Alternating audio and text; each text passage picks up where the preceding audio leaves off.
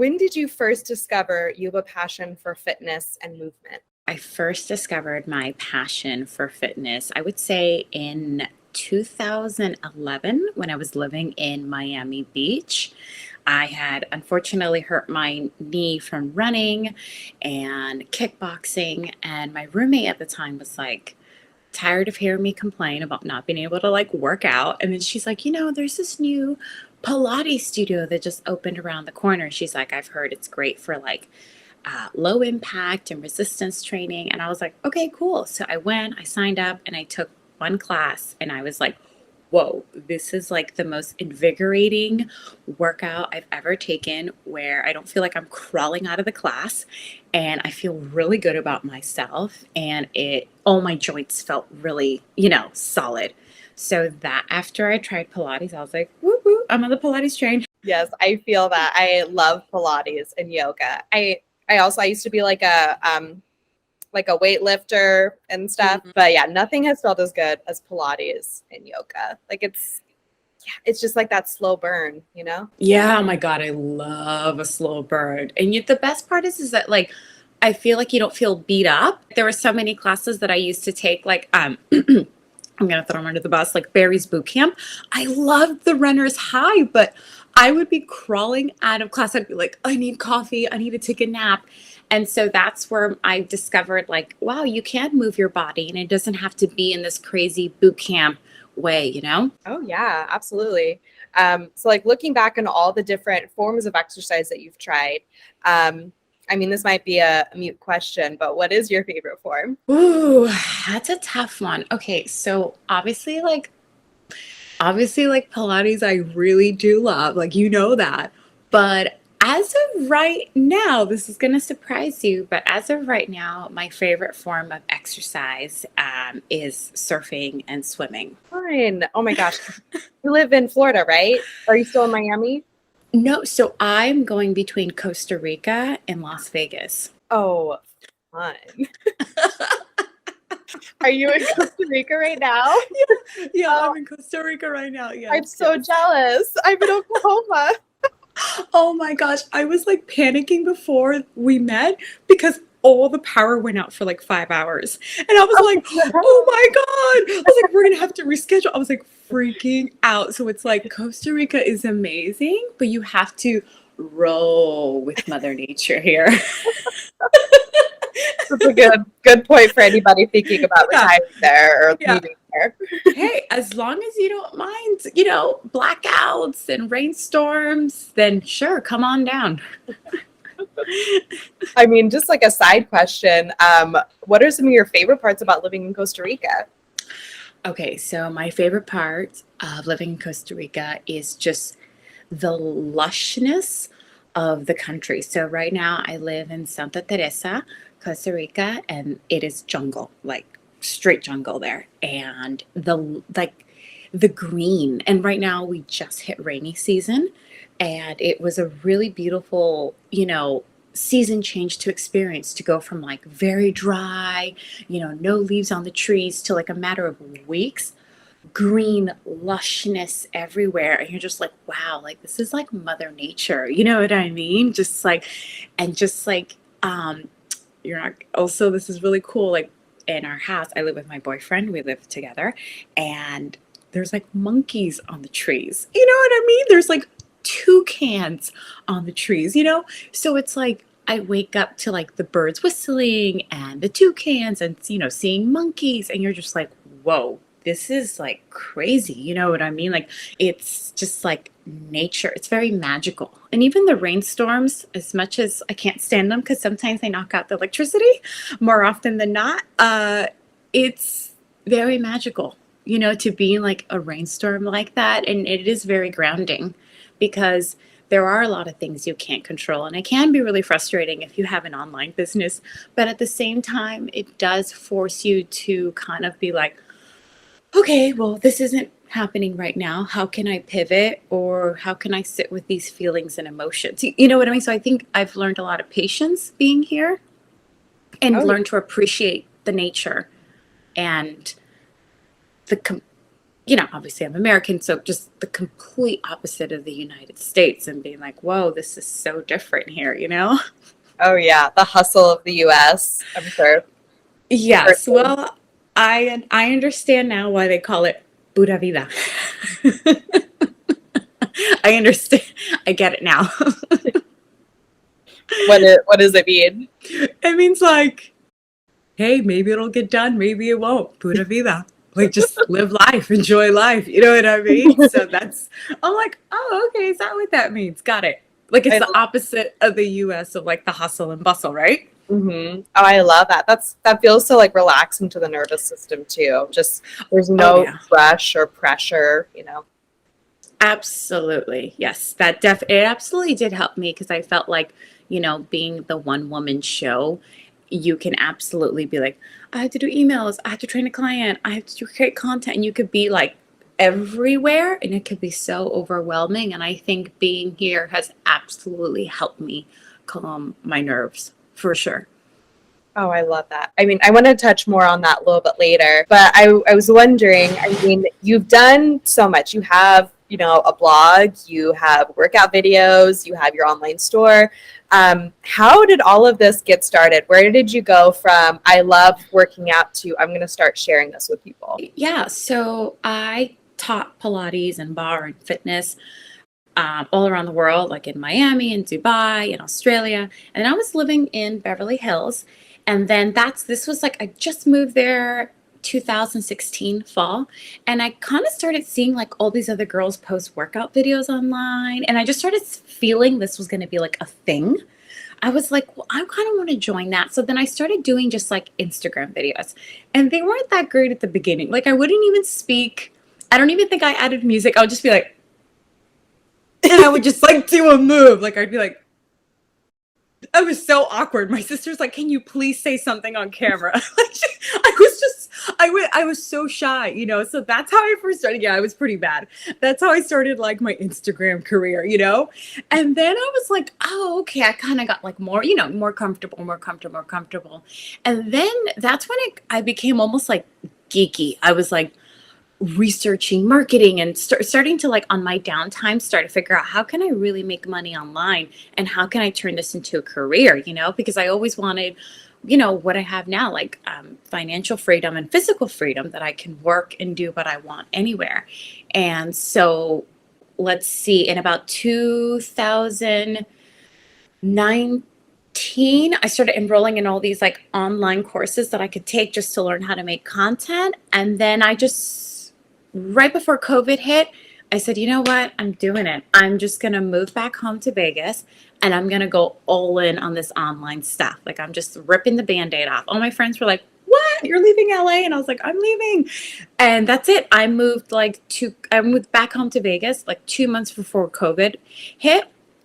And then obviously we all know what happened after COVID. And then like the bomb dropped and then I went all the way in. There was like the point of no return. And then I just started like training clients virtually. And then I started doing like my 12-week postpartum like mommy programs and working with clients with low back issues. And then I kind of started writing blogs. So this all kind of happened like in 2020. And then that's when it was just like little by little by little, I just kept diving in deeper and deeper. And there was just so many cool things you could do online. So I think it was a little bit of like experimentation as well. Oh yeah, that sounds so fun too. I love how you got this idea and you like educated yourself too. You took the classes and you did everything you could to learn how you Mhm. could do this. And I think that's such a key factor of entrepreneurs and what makes a successful entrepreneur is that you're willing to actually lay that foundation so that you can be as successful as possible. Yeah, a lot of self-learning. I mean, thinking about all of those steps, which one was the scariest one that you've taken for your business? I would say the scariest one, oh, well, for sure, pulling the plug on LA was tough because I had, built a community and friends and had everything there. But I would say probably, I mean, that was a scary step, but at the same time, it was just like also financially being like, okay, this is my budget. I'm going to invest in, a marketing courses or like software or like, what products, whatever it was, cameras, to film my videos. So I think that was scary because I was like, is this a hobby or is this a business? You know what I mean? I was like, I think it's a business, not a hobby. You know what I mean? Like, so I think that was the scary part, is kind of looking at it like, no, this is an investment. This is my business. And this is what I'm like, owning it. Like, this is what I want to do. Oh yeah, I love that. You're so confident. You're so bubbly too. You can like see all that passion that and that Thank you. drive. I love it. Red's like a perfect compliment too, with just this like drive, like yes, I'm gonna be doing this. I love it. So what social media platform or content has been the most successful for you? Well, I would have to say it's capital P, Pinterest. So I always like Pinterest for me has been just like the best. So obviously in the studios, I worked with mostly women, busy moms, busy career women, or both. And so on Pinterest, tons of women trying to get ideas and everything. So, and I love Pinterest too because it's a place for inspiration. So like it really, like if you want to put together a really pretty pin or like a creative blog, like it feeds that fire like as a creator, because they reward you more from like being unique and creative and like, and the people appreciate it. Like the people who are the pinners. And Pinterest also is like it is a visual search engine. So the best part about Pinterest, which I feel like I'm like, don't let the secret out, don't let too many people know about Pinterest, is like, if you post a video on TikTok or Instagram, you better pray to the viral gods that it goes viral, right? Or it's like you just wasted all that time on one video. But like the really cool part about Pinterest is like I literally was looking at my stuff, like my analytics. I'm still getting like engagement from a pin that I pinned like 18 months ago. Yeah, people are like, I looked at it and I was like, what? And I was like, I even forgot I created that video. I was like, oh, I did create that video. That was like a long time ago. So I think that's the best part as a creator and a business owner is you're like, it's a search engine. So all your hard work is constantly, if you obviously do the SEO and all that, and it's helpful to the audience, your work is still rewarded. Oh yeah, absolutely. So I mean, throughout all of the steps that you've taken in the very beginning, what were some of the biggest challenges that you had, and how did you overcome them? I would say limiting beliefs were a really tough one for me. Like I had said earlier, kind of like owning the fact that I was investing in my business, so I think having the confidence of being like, okay, yes, I am a content creator / Pilates teacher / whatever you want to call me. And being like, yes, I can go out onto this platform, create and earn an income, and attract clients and attract collaborations, and create really cool content that's going to help people. So I always had like limiting beliefs, like perfectionist Patty would always come out to play and I'd be like, go away. You know what I mean? She'd always, or Sabotage Sally would come out and I'm like, stop. So it would just be so like, I'd be like, I would have like this really great idea and like Sabotage Sally would be like, you're not going to do that, So that was really hard to get past my own mental blocks. Entrepreneurship is all about you, like your headspace, your like, me waking up in the morning being tired or having a long day and be like, nope, you got to do this. Let's go. You know what I mean? Just get the pep in the step, drink your coffee, work it, like do what you got to do. So doing that day in and day out can be exhausting and it can lead to burnout. So I started just doing like reading some books, and I love Google. Google's like the best free therapist ever. So like, I swear to God, like I Google everything, you can find everything on Google. So like I found all this like great information on like limiting beliefs and like, how entrepreneurs, a lot of them can lead to burnout, from working for yourself. So I just started journaling and just started being like, okay, is this 911? Or are you just freaking yourself out? Like, what's in your control? What can you control and not control? it's never going to be perfect. It's 85%. Let's just go, you know? So I've kind of just learned how to manage all those different emotions and juggle everything and just, yeah, it's just, I even still feel like now I'm still like, I'm forever learning and it's always a learning curve. I feel like it's such a process too, right? You just take it on Hmm. bit by bit. But I mean, how phenomenal though that you had those fears and you pushed past them and you did what you could to overcome them and prove yourself wrong. I think that's really inspiring. Especially a Oh, lot of people are going to find that really inspiring. oh, well, thank you. Trust me, I still have them. I still have them. It's like, I'm just as human as you are. I'm just kind of like, okay, let's do. Like before, I was more like, oh, no, I'm like, okay, let's go. I'm like, what's the drama tomorrow? Every day there's a drama. Oh, I love that. I love that mentality too, though. It's like it doesn't have to be perfect, no day has to be perfect. You don't have to have the perfect mindset. It's just a work in progress. So, why did you initially decide to sign up for Tailwind? I initially signed up for Tailwind because I was using Pinterest. And at the time, I think I was like manually doing everything. And then I don't know how I came across Tailwind, but I remember I bought it like on a Cyber Monday or Black Friday. I remember, and it was like a sale. So I was like, score, saved money. So I was like, yeah. So I was like, bought it, didn't use it for like 2 months, of course, standard. And then I was like, okay, I'm going to start using this. And I just realized it could save me so much time because I could just upload all my pins, all my videos. And it was pretty like easy. You know what I mean? And I still was learning the software online but that's initially where I first started it, just to start, batch scheduling all my content. I love that. I love that you also took your time, like stepping into Tailwind and feeling it out first and stuff. Yeah, a good 2 months before I went in there. Yeah. I feel like we've all done it where we buy a software, we're like all Oh, like, yeah. yeah. And then like crickets, you're like, damn it. And then that's what I did. I'm like, no, you need to log in. You need to use it. And I'm really happy I did. I love Tailwind. So I love to hear that. In what ways has Tailwind helped your business? Tailwind, I would say it's not even just like a scheduler. I would say it is, gosh, it does so much. You have analytics and they're like solid analytics because it's in with your Google, and then you also have your Pinterest analytics. And if there's one thing you got to know is your analytics in your business. So that is probably the most important, like seeing the growth or not growth, seeing what's going on. And then the second thing is I just love Tailwind because all the work you go into putting into a piece of content, it just helps you, it helps me repurpose it across different social media platforms. I mean, there's even like what is it called? A Tailwind browser extension.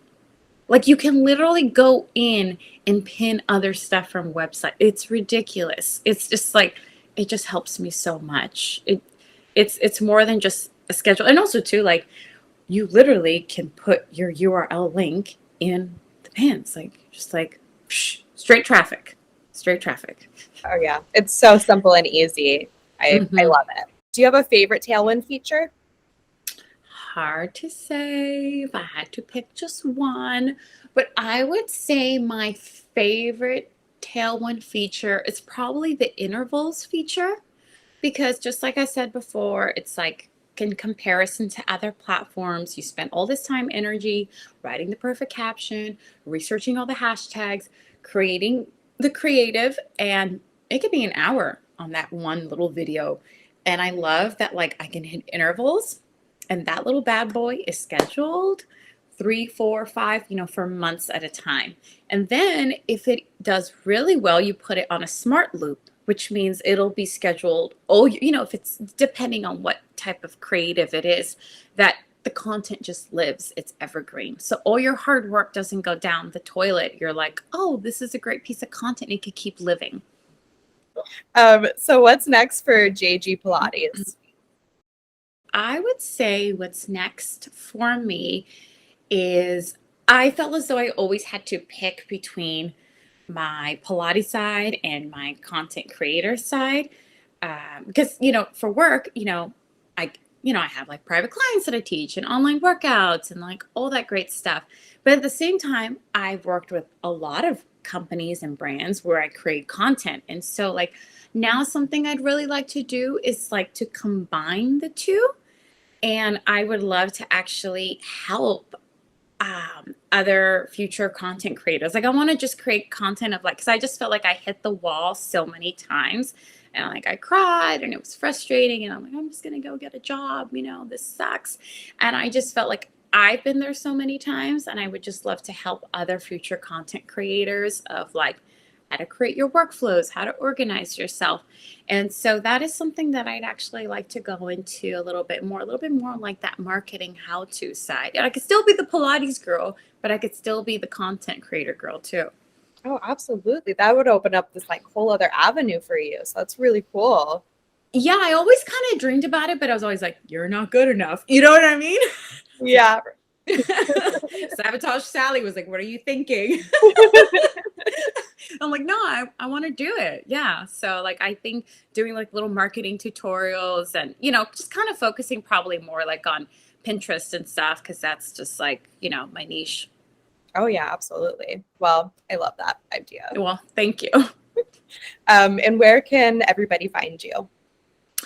Yeah, so everyone can find me at jgpilates.com. Or, if you're a pinner and you want to find me on Pinterest, it's at Jess. Oh my God, I forgot my own name. Jess Guevara Pilates. Like, wait, who am I? Jess Guevara Pilates. I hope that's it. Well, I know you're very busy and you have lots going on. So thank you so much for making the time for this interview. I'm so excited about it. I think you did awesome.